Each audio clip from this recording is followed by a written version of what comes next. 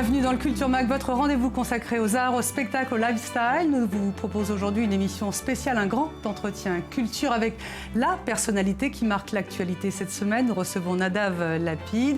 C'est un cinéaste tout jeune, il a fait seulement 2 films mais qui lui ont permis d'acquérir une réputation internationale. On se souvient du Policeman en 2011 et puis maintenant L'Institutrice.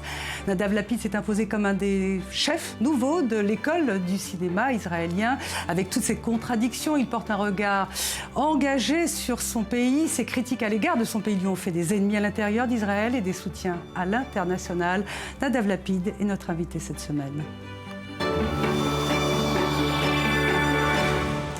Voilà pour le sommaire de cette émission spéciale. Merci Nadav Lapid d'être avec nous. Alors je vais vous présenter. Vous êtes israélien, vous avez fait votre service militaire, vous avez été journaliste sportif et puis maintenant vous êtes cinéaste. J'ai une petite question. Lapid, vous n'avez aucun rapport avec le ministre israélien de l'économie? Non, heureusement pas. Heureusement pas, d'accord. Alors, vous sortez cette semaine un film absolument magnifique en France qui s'appelle L'Institutrice. C'est l'histoire d'une professeure, d'une institutrice qui découvre un don chez un jeune enfant, comme un enfant qui, comme une sorte de Pity, qui a des visions poétiques. Est-ce que c'est une façon pour vous, en mettant en avant la poésie, de revenir à un désir de culture à l'ancienne, comme une vision un peu réactionnaire de l'enseignement? Oui, enfin, je pense que les sources de cette œuvre sont diverses. Ça commence avec quelque chose de très autobiographique, le fait que ce poème-là était...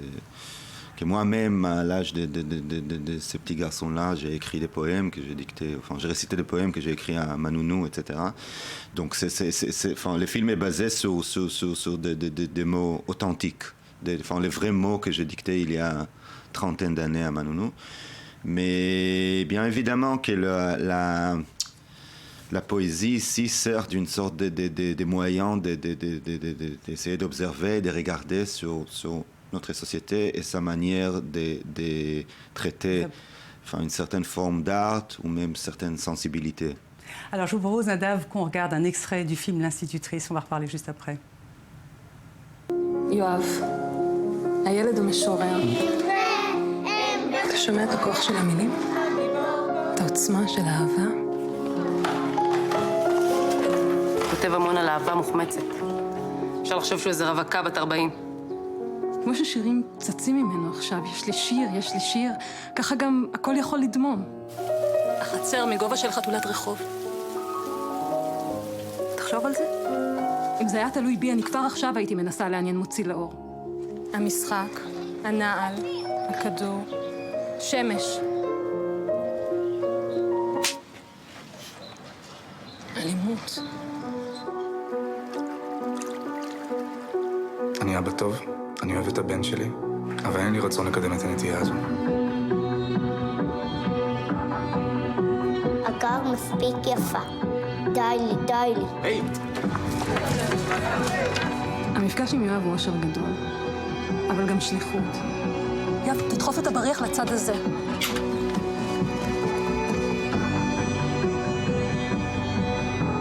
כמה לכם? 5. אפשר להוציא אצלכם בדחיפות בספורט חלופי? Nadav Lapid, c'est une histoire de poésie, une histoire d'enfance, mais c'est aussi le portrait d'une femme qui a des relations un petit peu... Enfin, qui se cherche et qui finit par trouver sa voie. Quelle est la dimension féministe de ce film? Parce qu'on a beaucoup parlé finalement de cette poésie, de ce retour à la poésie, mais quelle est la dimension féministe? Je crois que oui, enfin, il s'agit d'une femme, et d'une femme entre guillemets ordinaire. C'est une institutrice qui habite dans l'île de Tel Aviv. Elle est une mère de famille, elle a 2 enfants, et un fils et une fille. Rien de subversif, rien de radical. Mais dans un univers qui ne lui va pas aussi. Un petit peu. Oui, et dans cette quête, sa propre quête existentielle, afin de sauver l'enfant, afin de sauver les maux de l'enfant, de cette société vulgaire qui l'entoure, avant de sauver elle-même, avant de trouver une signification à sa vie. Dans cette quête, elle croise beaucoup de personnages, entre guillemets. La plupart sont des hommes qui sont a priori beaucoup plus spéciaux, uniques et radicaux et subversifs, et intelligents, pertinents qu'elle-même, un poète d'avant-garde, un homme d'affaires qui est le père de l'enfant, un ancien poète, etc. Mais finalement, c'est elle qui est beaucoup plus radicale et beaucoup plus révolutionnaire et qui va au fond et qui désire finalement de pulvériser l'ordre existant, la société telle qu'on les connaît, l'hierarchie, l'échelle des valeurs de notre monde. De la société dans laquelle on est. Il y a pas mal de petits moments dans votre film qui montrent bien à quel point vous êtes parfois agacé par la société qui vous entoure et la société israélienne. Alors justement, votre film a été plébiscité dans les festivals. Il a été présenté à la Semaine de la Critique à Cannes, il a été plébiscité dans d'autres festivals. Qu'est-ce que vous pensez que le public international attend du cinéma israélien et de votre cinéma en particulier ? Je crois qu'il y a ces relations étranges entre, j'appelle ça toujours une sorte de relation quasi colonialiste entre les réalisateurs de petits pays, sûrement Israël, et cette scène de festival, du financement étranger, surtout en France. Et tout dérive de très très bonnes intentions et moi-même parce qu'on vous aime à chaque fois, Nadav Lapid. Moi-même j'ai rien à me plaindre et ça sera très ingrat et stupide de mon côté de me plaindre. Ce film-là a été financé aussi par la France et soutenu aussi par la France. Alors on va parler de votre lien avec la France. Je voulais juste savoir ce que vous pensiez de l'image du cinéma israélien à l'étranger. Donc je crois qu'il y a cette attente. Assez souvent, il y a cette attente des réalisateurs de petits pays, et surtout des petits pays où il y a des choses qui se déroulent. Par exemple, Israël, de parler de ce qui se passe dans leur pays, comme si on est un peu privé de parler de l'amour, du sexe, du monde, du soleil, et on est obligé de parler des accords d'Oslo. Alors, vous avez fait une école de cinéma en Israël, la Sam Spiegel Cinéma. Vous avez réalisé un petit court-métrage qui était très politique. C'était l'histoire de 4 ouvriers israéliens arabes qui traînaient en justice leur employeur juif. Et puis, pour votre premier film, en 2011, vous avez fait Le Policeman, qui mettait un petit peu de côté, on va dire, le conflit, tout en pointant les dérives de la société raciste, selon vous, israélienne. Est-ce que vous pensez que le conflit permet d'occulter ou permet au gouvernement finalement, au cinéma plutôt, pas au gouvernement, de ne pas regarder ce qui se passe à côté ? Moi, je crois que pour moi, pas mal de gens ont défini les policiers comme un film israélien qui ne parlait pas du conflit israélien-palestinien, etc. Pour moi, pour le dire d'une manière pas très polie, c'est un petit peu des bêtises. Moi, je vois les choses différemment. Moi, je pense que moi, je pense que je suis obsédé. Et ce qui m'intéresse, je ne sais pas le plus, mais ce qui m'intéresse, c'est de sonder ce que je vois comme l'âme israélienne. D'essayer de fouiller dans ce DNA, dans ce noyau existentiel israélien. Et vous le faites avec tendresse et causticité. Je propose qu'on regarde un extrait du Policeman qui est sorti en 2011 et on reprend cette discussion. D'accord. Il repasse là. הגיע זמנם של העניים להתעשר ושל העשירים למות. מדינת היהודים הפכה למדינה של אדונים ועבדים. אלה עם מטוס פרטי שיקח אותם לאן שהם רוצים, ואלה שאין להם כסף לאוטובוס. אנחנו. קבוצה של חברים שמסרבים לנתק בין מה שאתה חושב לאיך שאתה חי. אנחנו החלטנו לפעול.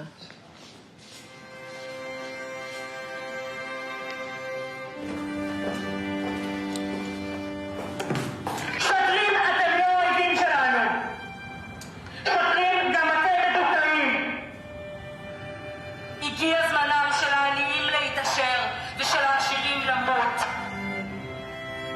אנחנו, קבוצה של חברים Extrait du Policeman qui est sorti, pardon, savoir nostalgique, en 2011. Alors, l'institutrice qui sort maintenant, vous dealez avec la baisse de savoir, la bêtise généralisée qui s'étale partout. Policeman, vous dealez avec la testostérone, la virilité, l'image de la société israélienne. Vous disiez tout à l'heure que vous portiez un regard un peu poétique sur les failles de votre société. Vous faites partie des cinéastes engagés. Nadav Lapid, est-ce que vous pensez que c'est ce qu'on attend de vous, d'un cinéaste israélien aujourd'hui, de la jeune génération ? Oui, j'aurais pas aimé me voir comme un cinéaste engagé. Moi, pour moi, on se trouve dans des endroits engagés puisqu'on habite ici, etc. Mais pour moi, ce qui me fascine, c'est d'essayer de placer sur l'écran ce que je sens comme la base de l'existence que je ressens quand je marche dans les rues de Tel Aviv ou de Jérusalem. Oui, parce que pardon, je vous coupe, mais l'institutrice, ça pourrait se passer dans une école à Paris, à Bruxelles, à New York. Donc, alors, quelle est la part israélienne? Je crois que oui et non. C'est-à-dire, oui, ça pourrait. C'est-à-dire, le bilan est misérable entre l'esprit et la matière, entre la poésie et le fric. Et existe partout dans le monde. Oui, la société va mal. Oui, aussi, sûrement dans la société occidentale, et j'imagine qu'en France, c'est pas beaucoup mieux qu'ici. Par exemple, le fait que, à mon avis, 98 Israéliens peuvent pas citer les noms d'un poète qui a moins de 40 ans, un poète israélien, je crois que c'est quelque chose qui est... mondial, je vous rassure. Ou mondial, oui, alors, qui est mondial.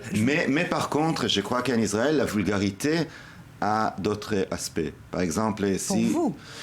Je pense que si on regarde, par exemple, pour donner une sorte d'exemple actuel, la dernière guerre à Gaza, est-ce que c'est la victoire de la droite ou la victoire de la vulgarité, ou les deux?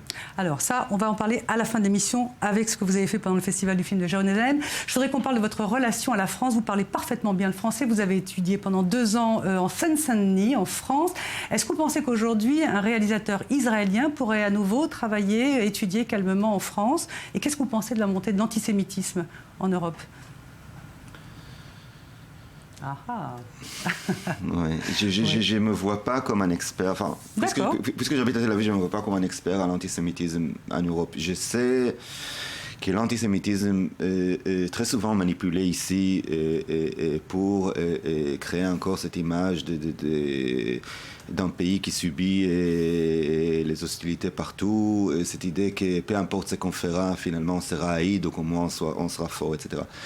J'ai entendu que durant les dernières semaines, il y a eu des grandes manifs en France qui étaient parfois remplis des slogans bêtes comme mort aux Juifs. Pas des slogans bêtes, on a entendu pour la première fois depuis les années 30, mort aux Juifs. Donc je voulais juste savoir si vous pensiez qu'on pouvait étudier calmement en France quand on est israélien. Oui, j'imagine que celui qui hurle mort aux Juifs doit être stupide et superficiel et idiot, et c'est bien sûr on sait où ça mène. Intolérable. Si vous voulez qu'on parle du conflit, il ne nous reste plus beaucoup de temps. Je voudrais juste savoir, vous avez signé avec 5 des plus grands réalisateurs israéliens pendant le conflit entre le Hamas et Israël pendant la guerre, cet appel où vous avez soutenu la population civile de Gaza, vous avez appelé négociation. Qu'est-ce que vous avez retenu, une fois que la trêve a été signée, qu'est-ce que vous avez retenu de cet engagement qui vous a créé pas mal d'ennemis ici en Israël et beaucoup de soutien à l'étranger? Je crois que,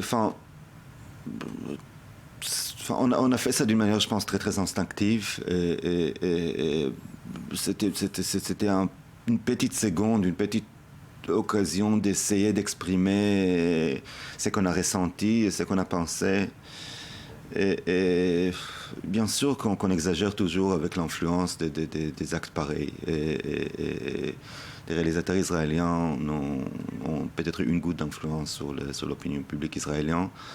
Et je dis toujours aux journalistes français que s'ils veulent parler avec des réalisateurs et des écrivains israéliens, c'est très très bien, mais s'ils veulent savoir ce que les Israéliens pensent, il ne faut surtout pas parler avec des réalisateurs et des écrivains israéliens parce qu'on est la réflexion de rien sauf nous-mêmes.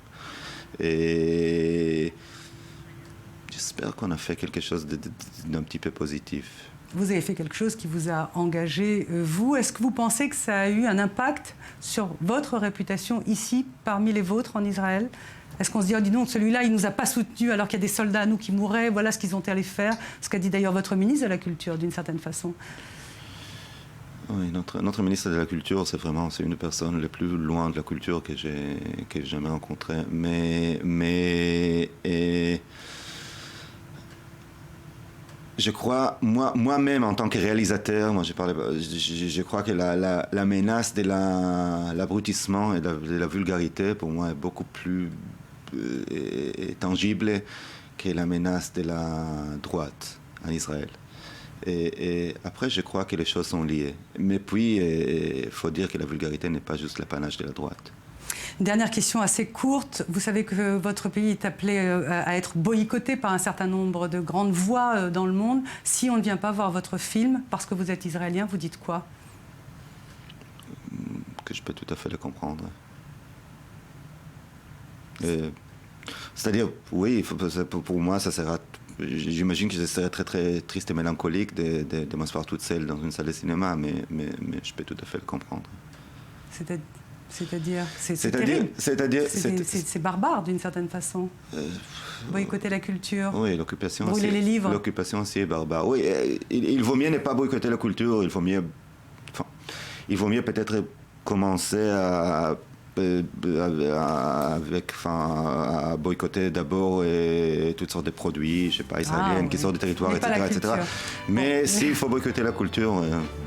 Merci beaucoup Nadav Lapid. Le temps passe à toute vitesse. Je rappelle, votre film, il est formidable. Ça s'appelle L'Institutrice. C'est un manifeste pour l'intelligence, la poésie, le savoir et contre la barbarie de l'époque.